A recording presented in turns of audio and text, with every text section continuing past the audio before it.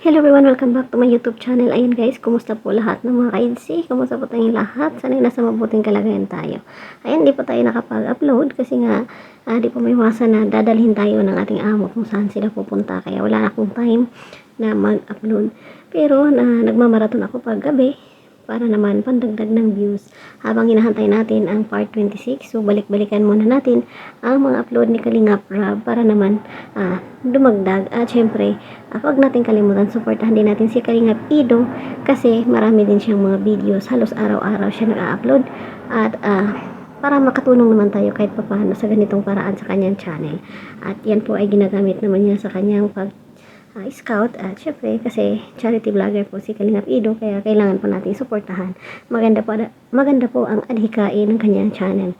So habang tayo nahihintay at siguro malapit-lapit na ang part 26, balik-balikan muna natin at syempre huwag tayong magsawa na titigan ang magandang mukha ni Biancy na kahit anong isusuot niya ay swak na swak sa kanyang kagandahan.